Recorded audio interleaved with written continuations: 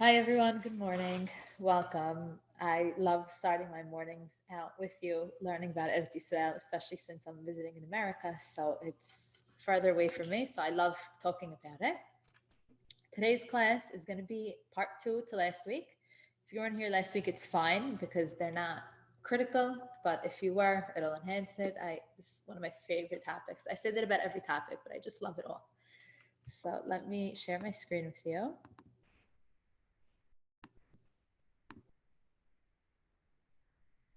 Okay.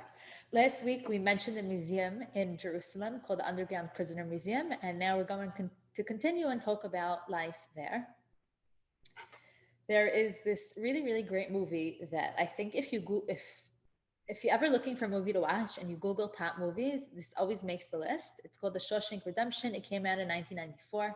It's a really long movie, and specifically what people like about it, and if you've seen it, you know what I'm talking about, is at the end, there's an escape scene in what's this movie about? Prisoners, and then one man escapes, and it's fantastic how he escapes, and everyone says the whole movie is worth it for this escape scene.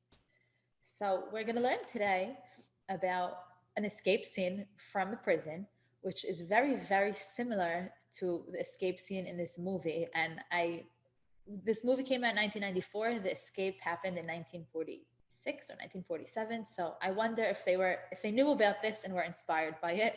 You could decide when we learn about what happened. There's three questions I want to focus on. The first, what was daily life like inside the prison? The second, who was the rabbi known as father of the prisoners? And the third one, how did 12 prisoners escape? And another question I'd like to focus on is how much are we aligned with the national aspirations of Am Yisrael? This is a question to keep in the back of our minds. To remind us, where is this museum that we're speaking about? And when you go to Israel, hopefully soon, and visit the museum, you get to see everything I'm talking about real. So here is Mamila, which people are really familiar with. The hotel is done that way, and 10-minute walk, you're at the museum, Yafo Street. It's very local and easy to get to. We are focusing on the British prison. We said that the museum went through a few changes. It started out as a hostel for Christian pilgrims, then it became a prison, then it became a storage area, and now it was renovated back into a prison. And this is original lettering, Central Prison, Jerusalem, from the time of the British. Who was imprisoned here? We said members of the Haganah, Irgun and Lechi. They were known as underground organizations. Before Tzahal was formed, there were Jews that said we need to fight back. The British, who were ruling at the time, were supposed to be neutral.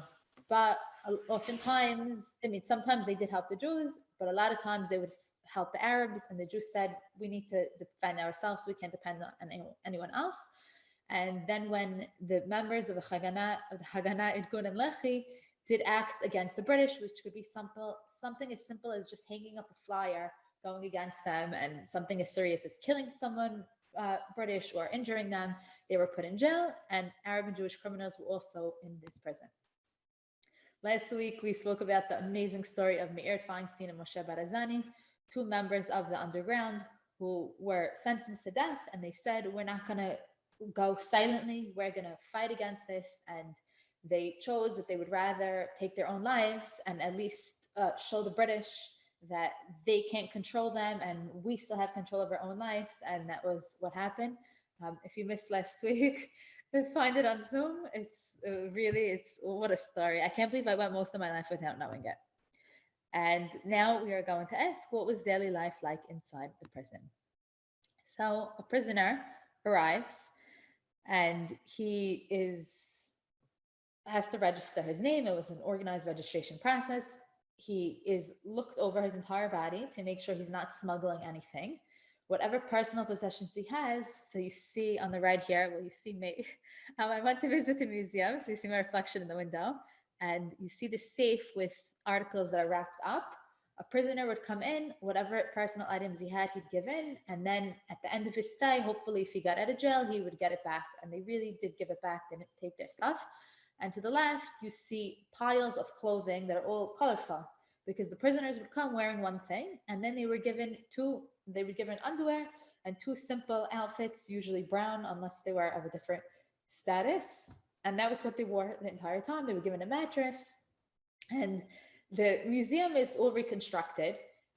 There are people that were jailed in the museum, that not everyone was sentenced to death, and especially when the War of Independence happened, and the Jews took over the jail, there were people that were still alive that were in the jail. So the museum tells a story that there was a man who was a prisoner, and he was walking around, and he gets to this room with the clothes, and he goes, see, exactly this room with the clothing, this is exactly how it used to look. Wow, I can't believe it survived. And the museum people smiled to themselves because they knew it was reconstructed. But if the former prisoner is getting so excited and saying this is what it looked, they knew they did a great job. So the museum really tried to, based on photographs and paintings that prisoners drew, and we're going to talk about what they did during their time, and testimony of people, they were able to really get an accurate representation. This over here hanging on the hooks is what the prisoners wore every day, their brown outfits. What did their rooms look like? So I want you to notice the floor, that it's stone and it's really cold. For anyone who spends time in Jerusalem, maybe hotels are cold too, but especially if you're in a house in the winter, it's just really, really cold. The floors are made out of stone. I mean, you get this experience of you walking in the old city. It's just cold. And could you imagine sleeping on a cold floor with their mattresses are made out of dregs that are knitted together? And they made them in the prison. There were different workshops, and one of them was to just make these mattresses very, very thin, and the cold would go right through. And I want you to notice that there's a bed over here. There was one prisoner which got the privilege of sleeping in a bed. Who was that? I'm going to talk about that in the next slide. This over here, this black thing on the stand is water. If the prisoners needed water, then they would drink from this. They woke up, just to speak about their daily life a bit, they woke up at 5:30 every morning. They would scrub their room. Then at 8 a.m. was roll call. After roll call, they would go to their various workshops. The prisoners, some of them were forced to work, but even the ones that could just sit all day and do nothing chose that they wanted to work. We're going to see different ideas of work. I'll just pick one as an example. Printing shop. The prisoners would rather sit and print than sit in the room all day and do nothing. And actually, they were Jewish and Arab prisoners, but only the Jewish prisoners worked in the printing shop because they were the only ones that knew English. And a lot of times, the way they knew news and would transfer the news over to members that were outside of the jail was because they worked in the printing shop. So it also had an additional advantage. And then at 4 o'clock, they were taken back to their cell. From 4 till 8 a.m. the next morning, they were locked up. They couldn't do anything. If they needed water, they'd have this water here. And what do they do if they need to go to the bathroom? So this pail over here, the black one, is called the kardal. They would go to the bathroom in a pail. There's no privacy. You can imagine how much it smells. And this pail is located on the opposite end and corner of the bed in the previous slide. The prisoner that slept on the bed, he was a prisoner that was in charge. He was also a prisoner himself, but he was called the Mukhtar, and he was in charge of everyone else. He was given a blue uniform. And of course, since he has a little bit of elevated status, where is he going to sleep? He's not going to sleep on the mattress. He has a bed, which means it's a little bit warmer. And he made sure to put his bed next to the window to get fresh air and as far away from the pail as he can, because he doesn't want to be next to the bathroom. So he's over here, and in this corner over there, far is the bathroom. So that was a little bit about the daily life. What did they do in their cells all day? So you see there's checkers. They played games with each other. They read books. They wrote letters. The museum also has this huge room, and behind glass, all of these creations that the prisoners made, sometimes from paper, sometimes from stone. They were very creative. It's amazing what people could do when they have a lot of time on their hands. And they made these amazing, amazing works of art. They played a familiar game. They played sheshbesh, they played backgammon, and this was some of the ways they would pass the time along. What did they eat?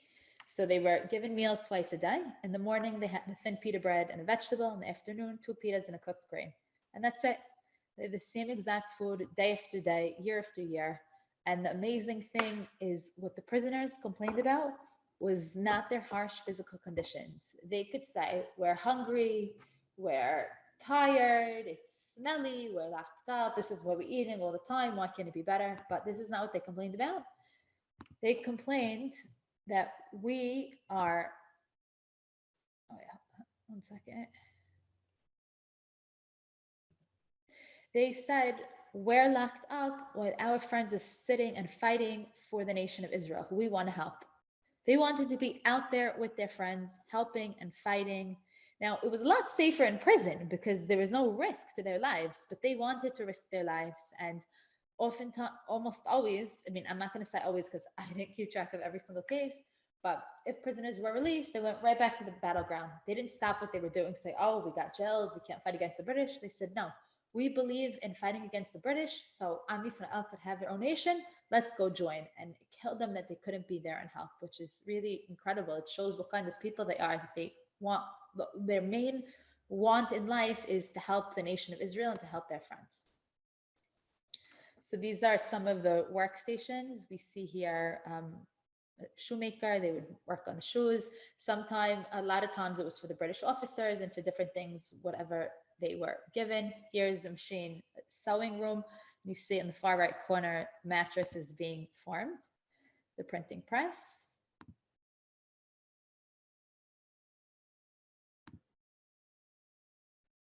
This woodworking shop, and you notice here's a coffin with a cross on it. They were involved in every aspect of life, especially if they're dealing with death over here. And if a British prisoner would die, he would need to be buried. And the Jews were the ones that made the coffins for them. And all these workshops you could go and you could visit.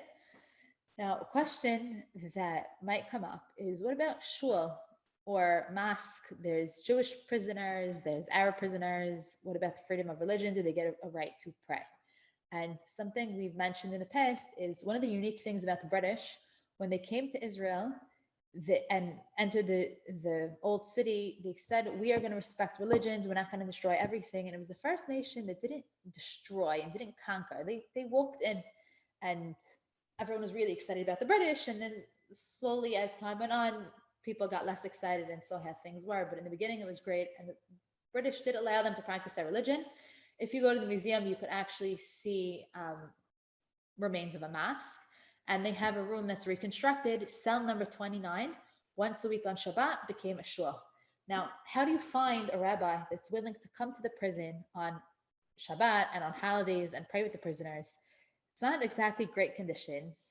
Who wants to do something like that? So they turned to the chief rabbi, Rav Kook, and asked him if he knew anyone. And he said, yes, I know just the man that is fit for the job. His name is Rav Aryeh Levine, and you see a picture of him over on the left. Now, there's been 2 books written about, more than 2, but at least 2 books written about him, which is just stories of his life and how great he was. I've read parts of it, but it's on my reading list. I don't know if it's translated into English. I would have to check. But he's one of the people that you just read about him and you say, wow, what a person. I want to be like that. So I'm going to share some stories about him with you. So Rav Aryeh Levine, he accepted the job of visiting the prisoners on Shabbat and on holidays on one condition. He said, my one condition is that I don't get paid. Why? Because visiting prisoners is a very big mitzvah, and who knows the reward of a mitzvah? And I don't want it to be diminished because I'm getting paid, and he didn't get paid.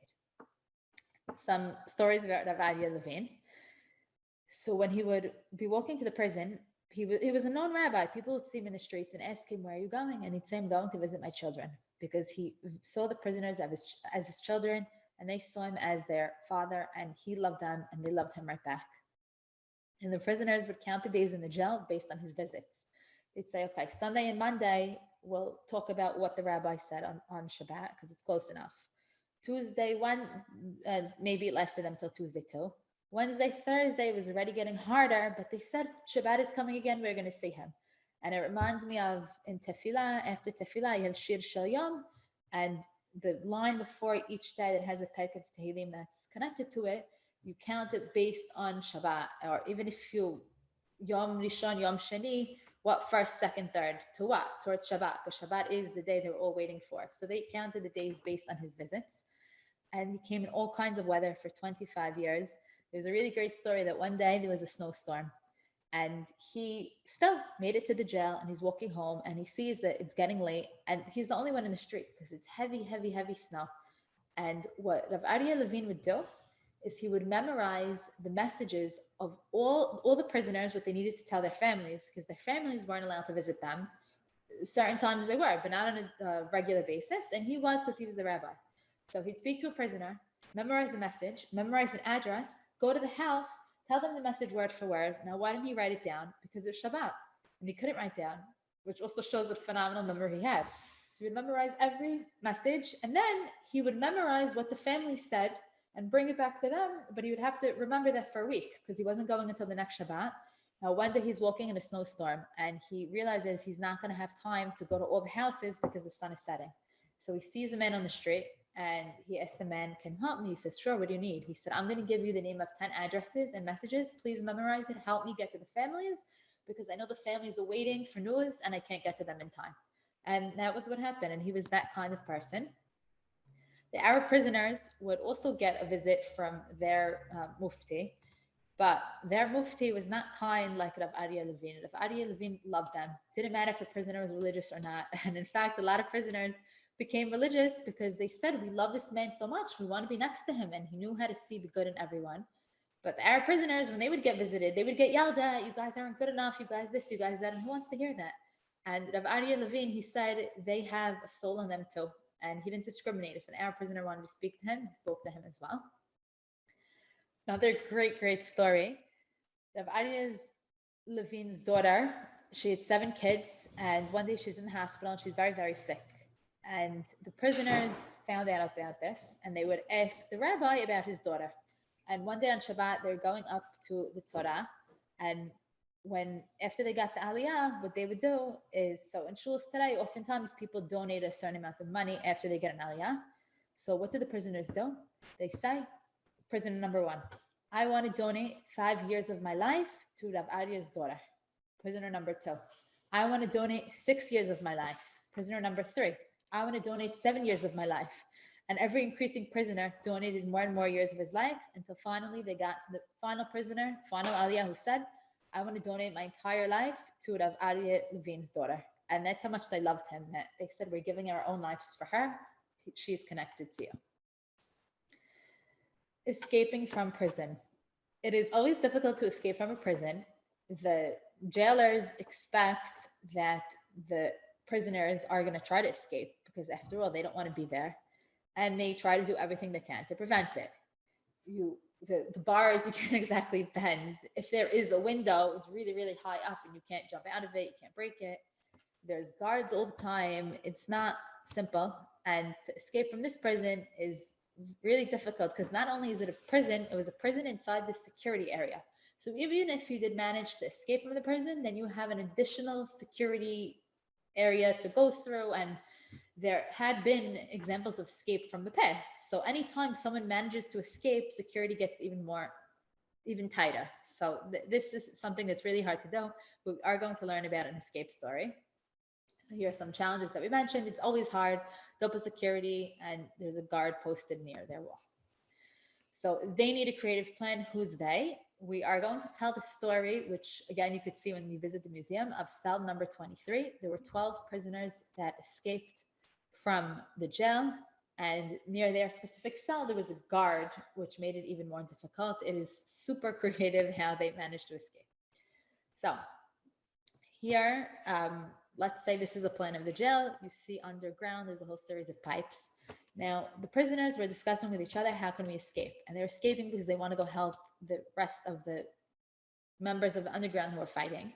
The jail had Jewish and Arab prisoners, but eventually was separated because when things got bad with the Arabs and Jews outside of the jail, things weren't peaceful inside the jail, and the Jews decided that they have to separate. Now, in order to separate them completely, they had to do a bit of construction. And there was this man named Yosef Erlich, who was an engineer, and he happened to be Jewish, and he worked on the plans.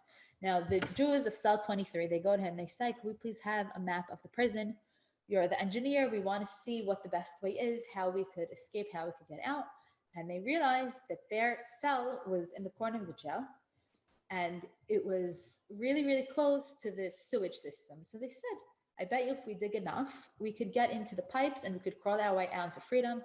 And this is really the best way, because if we do it over ground, we're going to get caught before we take a step, because we're going to have the jailer on top, the jailer by the gate. So this is what we need to do." And this was their plan.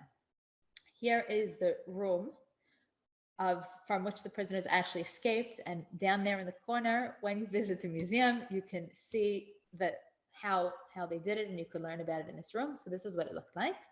And there were bunk beds in this specific cell.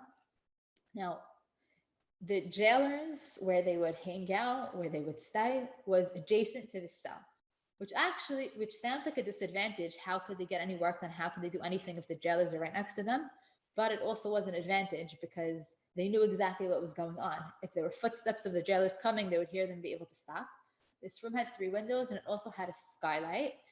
Now, when they were figuring where we need to dig to escape, they said, if there's a guard looking down, he can see into our cell, but he can't see into the corner. But that was basically what it looked like. So over there is where they planned to dig. And to show you a layout, so this over here, the 23 is the cell we're talking about. This here is a minhara, is a tunnel that they wanted to dig through the sewage system and then get out. And I mentioned that there's double security. So if they manage to get out past the barbed wire, great. But then they have this extra security area. So it's really, really hard. Now, okay, I'm gonna save the now. There's a lot of details I want to share, but let me start with the digging. So they need to dig. Where do they get tools to dig from? So we mentioned that there were workshops. So they would borrow things from the workshops and start digging. Now, when you dig, you have a lot of dirt. What do you do with the dirt?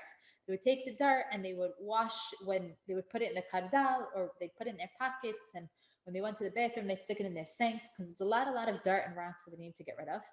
And they would work for the day, and after they were done working, they would take the soft material and put it in, and they actually glued some of the stones to a piece of wood and put it back so it looked exactly like it was and nothing was wrong. Now, the British never ever suspected that anyone would escape through the floor, because it's much harder. It's thick concrete digging through. They expected that it would be, if anything, through the wall. And also, if you look at the bunk bed, there's a very, very small amount between the bed and the floor. So it's very, very uncomfortable. How are you even going to do it physically? And the prisoners were really smart. They just removed the top bunk and removed the springs and unhooked the things. And then they would sit very comfortably and dig. So this was the corner that they digged in. And the pipe that they would have to crawl through, it has a 40 centimeter diameter, which is very, very small. You have to be in really good shape. Also, it was a lot of crawling that they had to do. And what they did is they sent the skinniest man of the bunch. After they did enough digging, they said, let's see if our plan's going to work. You go and you crawl and see what happens. So they send the man. I think his name is Yehuda.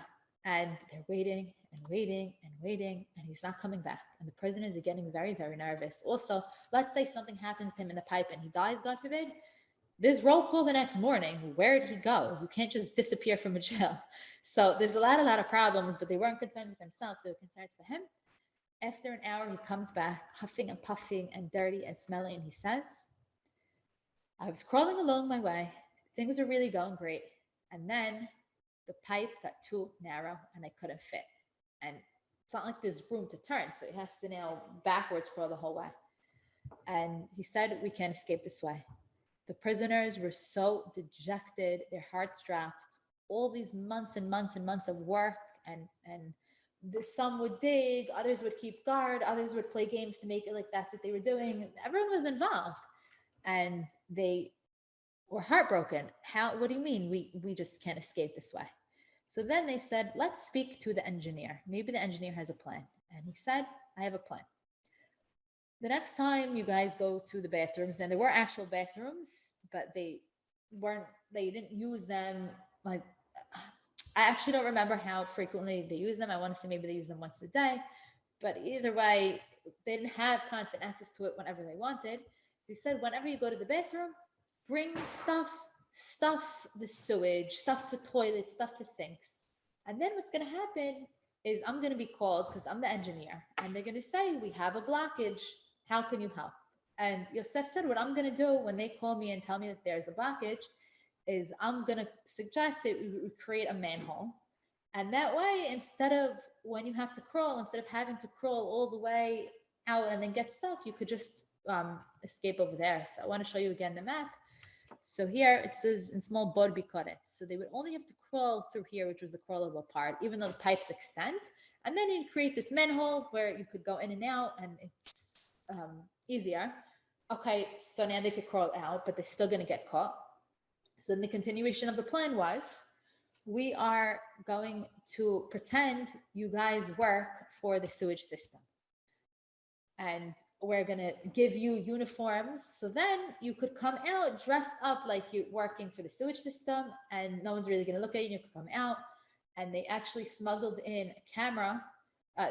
They smuggled in a camera. They told the prisoners to, they're speaking to themselves. They took pictures of themselves because they said they need to make fake ID that they work for the sewage system, and it has to match. Turns out none of the camera wasn't able to capture their faces. That didn't work. So in the end, they said, okay, here's 100 faces. Pick the faces that look most like you. This is going to be your fake IDs. So that's the plan for escape.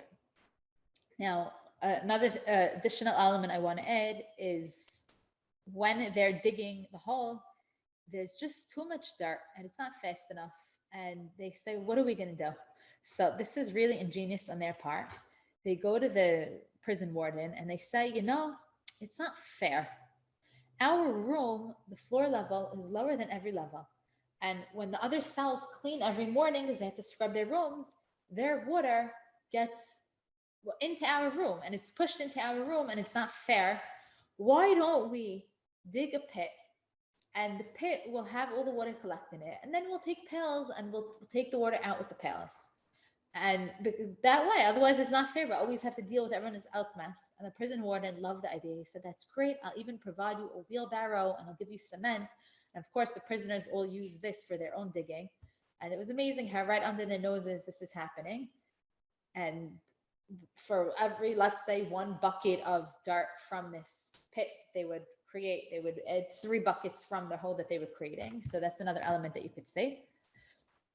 Here you see the hole right under the beds where they're digging. And I already mentioned that how they were smart. They just moved the mattress so they could comfortably dig. And the almost ruined plans I spoke about, that they couldn't crawl all the way.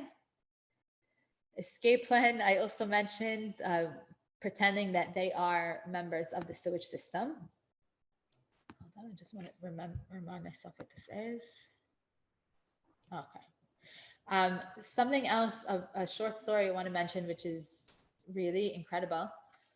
One day, the British, they heard sounds, knocking, banging, and they realized something was going on in cell number 23. Now, a few months or a year before, there was an escape of other prisoners. So the British were very suspicious, and they sent this professional guy whose job was to find people that are escaping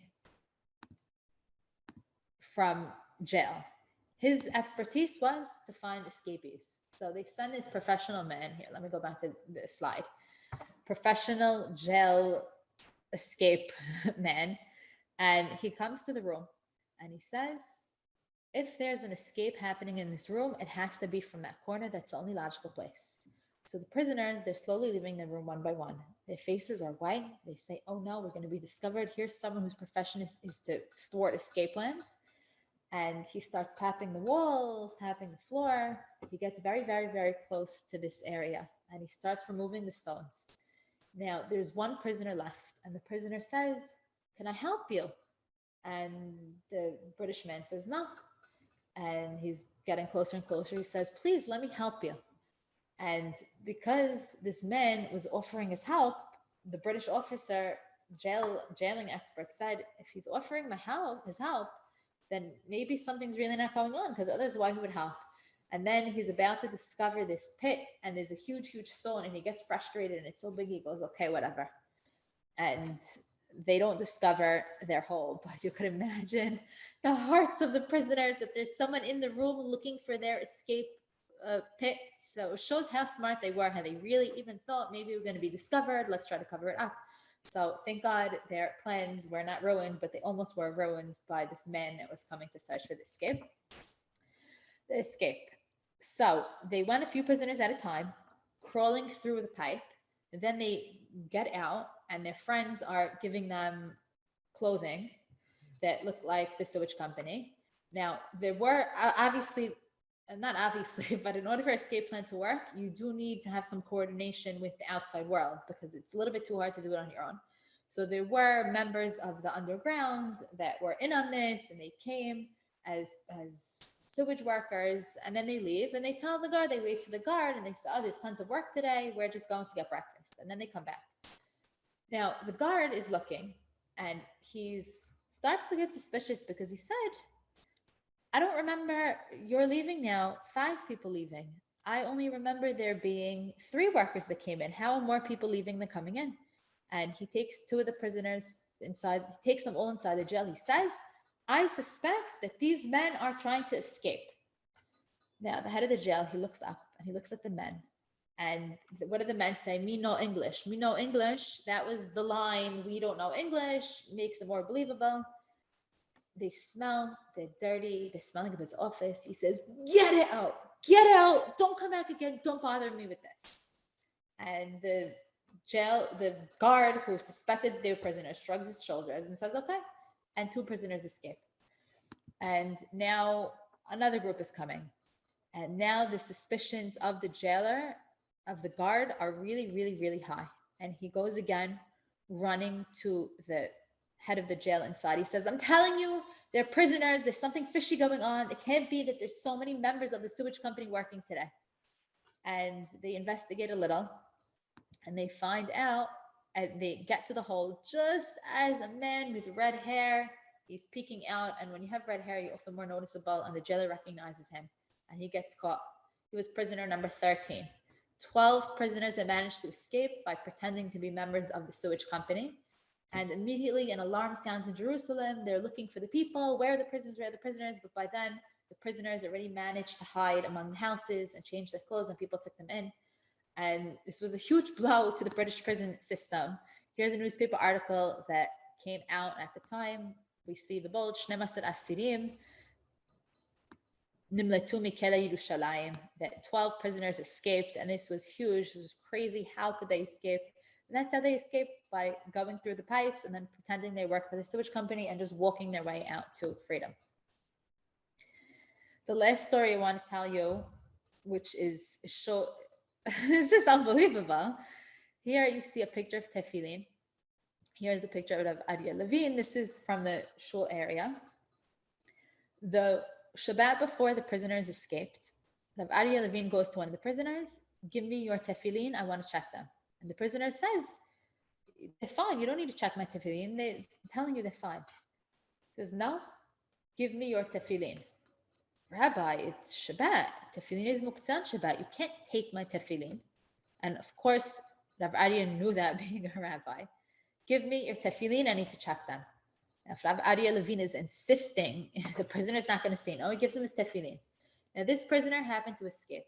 He goes to Rav Aryeh Levine's house after, and he says, "How did you know?" Now, what's the amazingness of this?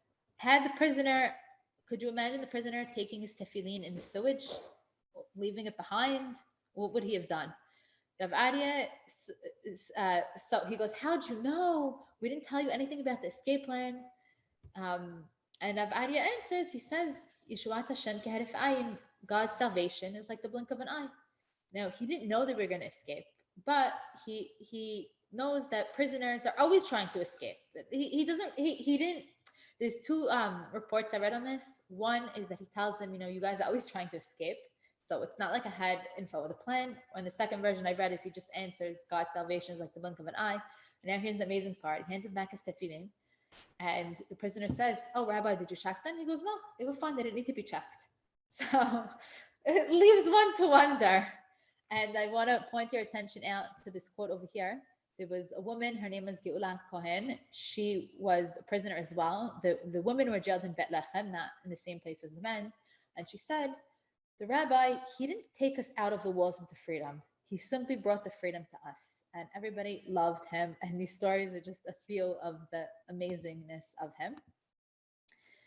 Today, when you visit the museum, you can see where they escaped from. This is Bamakom Nikhperah Minhara, Mechad 23. In this place, the tunnel from room 23 was dug. Now, to bring up where we started, we mentioned the Shawshank Redemption. And now, I didn't want to say the escape plan then, if anyone wasn't familiar. I don't even want to say it because I'm assuming everyone saw the movie, but if not, I don't want to ruin it. But just you see here a man crawling out of a sewage pipe, and for those of you that have seen it, it's a very, very similar escape scene. Did the movie get the idea from these prisoners? These prisoners did it in real life. I don't know, but it's an interesting thing to think about. If you haven't seen this movie, it's good to see it, especially now that you know the escape plan of these Jews. It's interesting to compare. To summarize what we spoke about today, we opened with the Shawshank Redemption, an escape plan, and which reminds us of this. Also, anytime you see prison movies, it gives you more of an understanding of what prison could be like, because they all have similar issues. The prisoners can't go anywhere, don't have the best conditions. We started off speaking about their arrival in their daily life. They come, their possessions are taken from them. They're all given the same brown uniform. Their daily schedule, they wake up at 5:30 in the morning. They go usually to a workstation, come back at 4 p.m., and they're locked in for the rest of the day. They could play backgammon with each other, write, read. And their complaint was not with physical conditions were hard. Their complaint was how our brothers sitting and fighting for the freedom of Am Yisrael, and we're sitting here and not doing anything. Rav Aryeh Levine was a rabbi that was loved by all of them. They looked up to him as their father, and he looked to them as children. And we mentioned a few stories how he would memorize their messages and tell their messages to their families, and how they loved his daughter because it's his daughter, and they dedicated years of his life towards her, and how he just had this sixth sense that he takes the men's tefillin and then he escapes. And it's a great how it worked out. We spoke about the escape story from from cell number 23, the potential problems that there were going to be, that they couldn't crawl all the way, and now they need a plan B, that the British almost discovered it because they heard noise and sent a professional man to go investigate. Not all the prisoners who planned to escaped, but 12 is still a pretty high number. And then a year later, even less than a year later, when the War of Independence is declared, the Jews take control of the prison, the British leave, and then the prisoners get to escape that way because there's no more prison. The tefillin story we spoke about. And I'd like to conclude, and this is the last week we are going to be speaking about the museum, to go and visit the museum. We spent 2 weeks speaking about how amazing it is, and this is without even being there. So I hope you're inspired to go and visit it. Also, if you have children, don't let them stop you from going, because the museum has activities and different ways to engage kids. The museums in Israel are really, really great like that they know how to meet everyone on their level and give them the ideas and the values are age appropriate.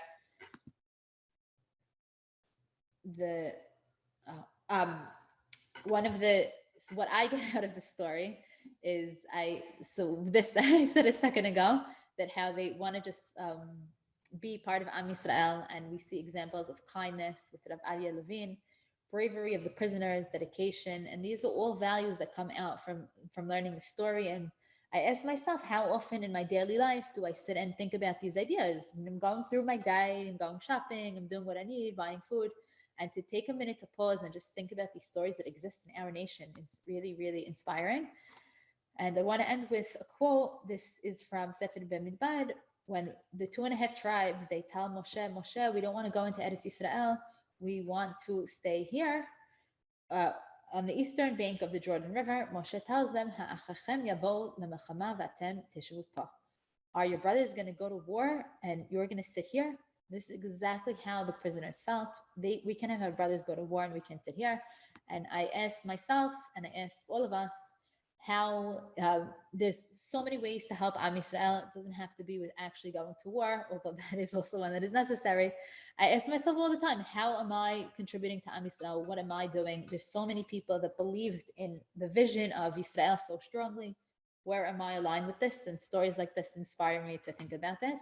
Thank you so much for joining. I hope you enjoyed, and I want to wish you a wonderful day.